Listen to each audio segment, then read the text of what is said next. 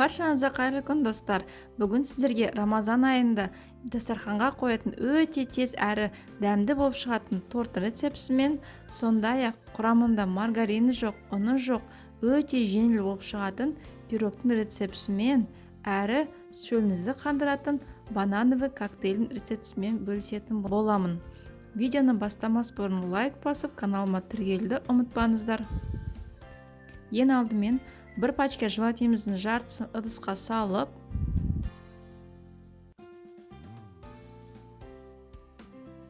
үстіне су құйып қоямыз.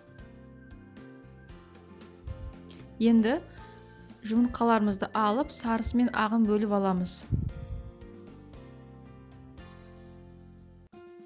Және де мұнда мұқиятты болыңыздар, екі ыдыста майсыз таза болу қажет.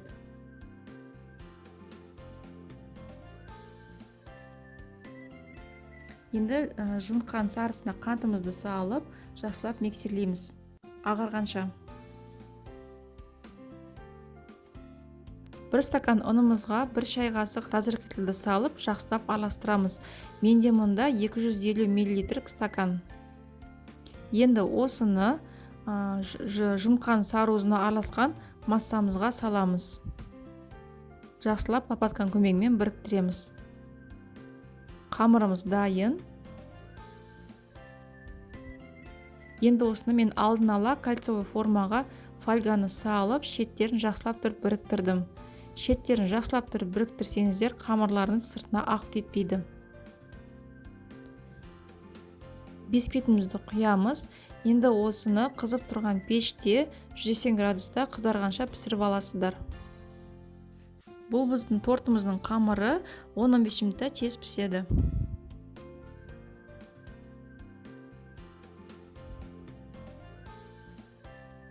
Кремін дайындаймыз. Сгущенканы ыдысымызға құямыз.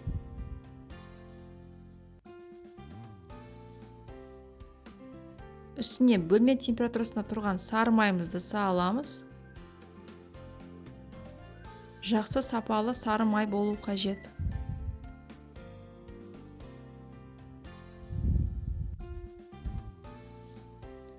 Және миксермен араластырамыз.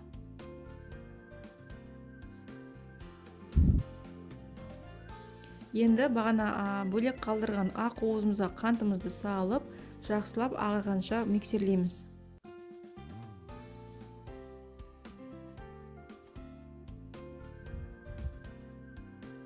Миксерлеп болғаннан кейін алдыңғы кремімізді қасықтап салып, тағы да миксерлейміз.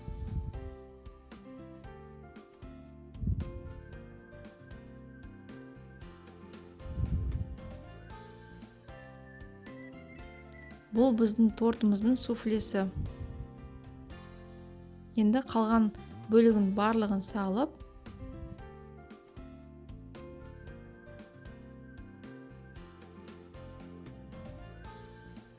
тағы да миксерлейміз.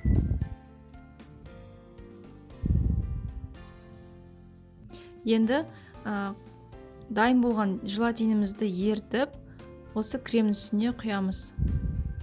Желатинді ерткенде қатты ертпейсіз, қатты қыздырмайсыздар, сәл ғана ергенше қыздырып аласыздар. Енді барлығын жақсылап миксермен миксерлеп аламыз. Желатиніміз креммен бірге араласып кетуі керек.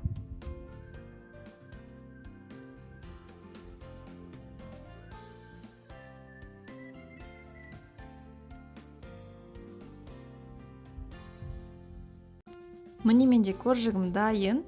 Енді осының үстіне дайын болған суфлемізді құямыз. Суфлені құймас бұрын алдын ала коржды суытуды ұмытпаңыздар. Бір текті етіп жайып шығамыз.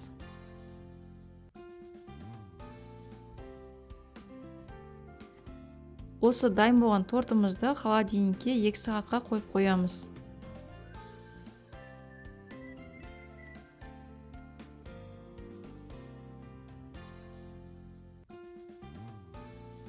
Міне 2 сағат өтті. Енді осының үстіне шоколадный глазурімізді құямыз. Шоколадный глазурный рецептісімен сілтемеде қалдырып кетемін, яғни описанияда. Глазурімізді құйып болғаннан кейін қастың көмегімен жайып шығамыз. Бұл шоколадтың атауы птичье молоко деп аталады. Өте дәмді болып шығады. Әрі бұл торт пропитканы қажет етпейді. Яғни 7-8 сағат тұрудың қажеті жоқ. 2-3 сағатта тез дайын болатын торт. Сіздерге де дайындап көруге кеңес беремін. Осы тортымызды кем дегенде жарты сағатқа холодильникке қойып қойыңыздар. Бетіндегі шоколады қатуы керек.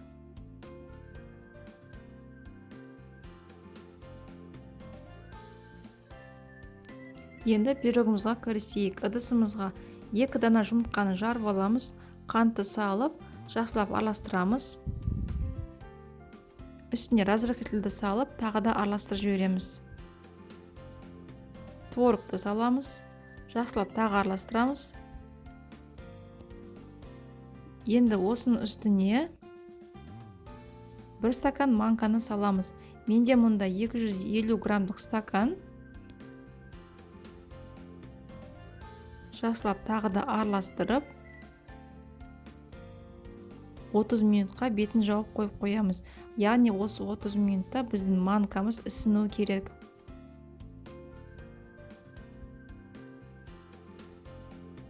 Міне 30 минут өтті.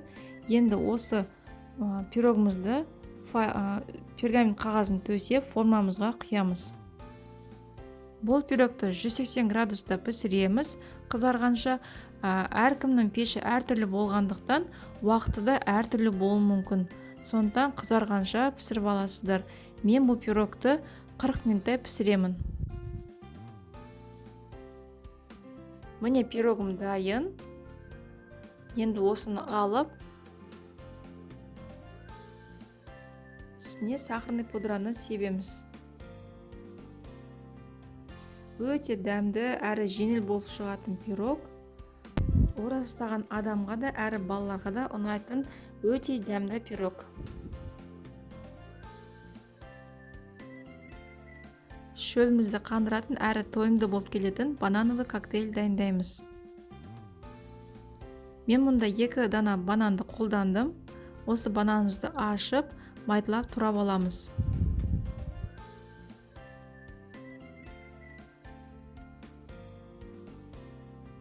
Бұл коктейлді бірінші рет істедім, әрі бір істегенде маған дәмі өте ұнады. Шөлімді де қандырады, әрі тойымды болып келеді.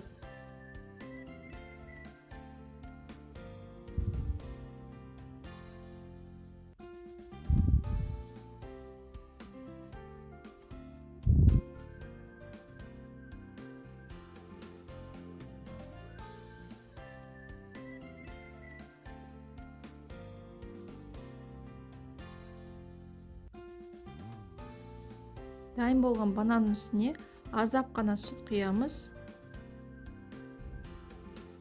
Бір ас қасық мед салып, блендермен жақсылап езіп аламыз.